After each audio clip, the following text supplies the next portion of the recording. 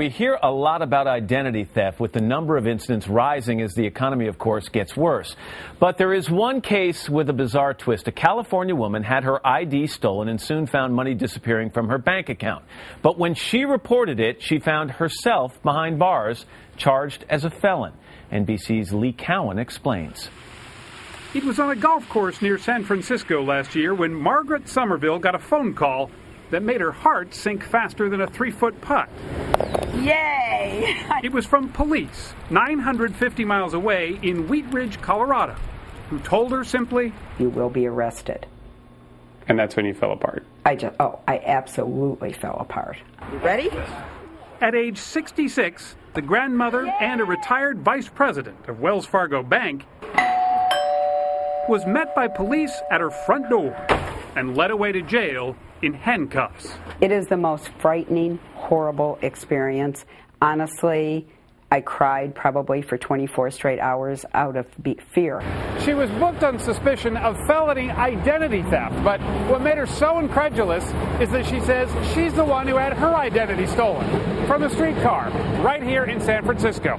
She said she told police, she told the bank, but there she stood, handcuffed, not the victim, but the suspect. There was never any logic in any of this, but they just kept going after me and after me and after me. Why? Police believe Margot was linked to this woman, caught on a bank surveillance camera 5 months after Margot's wallet disappeared. Police say she was passing stolen checks, withdrawing more than $60,000, not only out of Margot's account, but several other Wells Fargo customers too. But it was the handwriting on those forged checks that police found curious. Detectives say it looked just like Margot's, enough to charge her with 19 counts of identity theft and criminal impersonation. Margot's attorney says that's a connection that's almost laughable. At no time did they ever find a link at all between Miss Somerville and this woman in Colorado. Finally, after Margot spent more than $50,000 on legal fees, prosecutors dropped the charges, saying there wasn't a likelihood of a conviction. And Wells Fargo credited Margot's account for the money she says was stolen.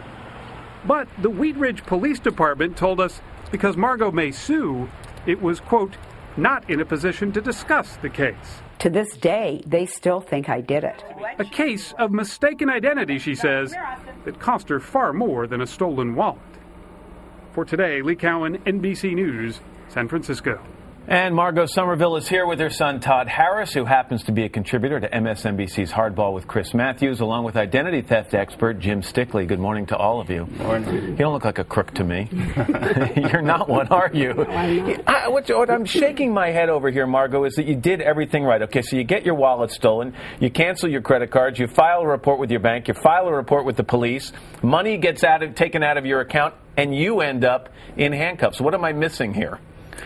I did a handwriting test, and from the handwriting test alone, they decided that I had written all these forged checks.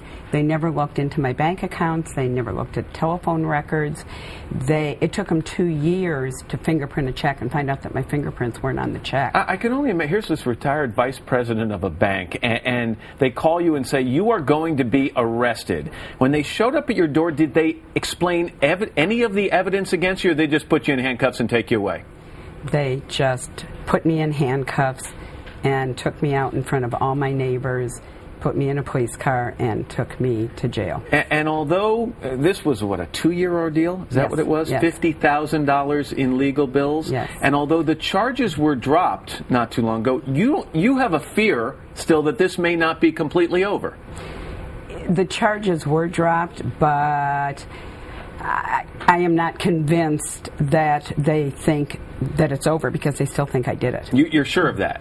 That's what the police told the San Francisco Chronicle. Basically, so they dropped the charges because they didn't think they could get a conviction, not because they're sure you're innocent. Exactly. Todd, exactly. At any point, when you're hearing this story, did you think, maybe my mom's living a double life? I had to teach her how to cut and paste on the computer. I'm pretty sure she's not the ringleader of identity theft network. What was your reaction when all this was happening?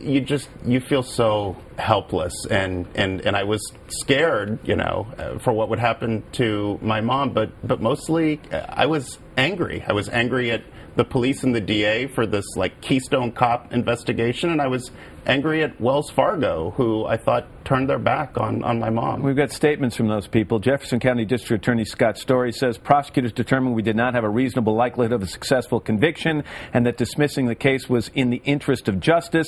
And from Wells Fargo, we're very pleased that information Wells Fargo provided to the authorities and to Ms. Somerville's attorney led to the charges against her being dropped. You're shaking your head. Well, that's just not accurate. No. Not the way it went. Jim, she did everything right. Okay? Absolutely everything She was right. the victim of identity theft. So how do you protect? This was obviously a major screw-up. But how do you protect yourself? Well, what she did is generally how you protect yourself. I mean, you make sure you know what's in your wallet. If your wallet's stolen, you make sure that you go ahead and contact the right people. If you have credit cards, you cancel those credit cards, you notify the police, you file a fraud alert. Everything she did is exactly what is supposed to work to solve the problem. Did you do the right? Did you have your Social Security card in your wallet? I did not. You did have my not. So she Social- did that right. And I didn't have a check. You didn't. All right. So this is obviously one of these unusual situations. The lesson to be learned here is that even sometimes when you do everything right, things can go terribly wrong. Absolutely. I mean, she did exactly what you're supposed to do, and she still ended up in a nightmare. Where you go from here? I hope it's over, but I would like to get some of my legal fees back, or all my it's a legal lot of fees money. back. That It is a was lot of cash. money. Margot, thanks for sharing your story. Thank I appreciate you. it. Todd, thank you. Thank And you. Jim, as always, good to see you. Good to see you.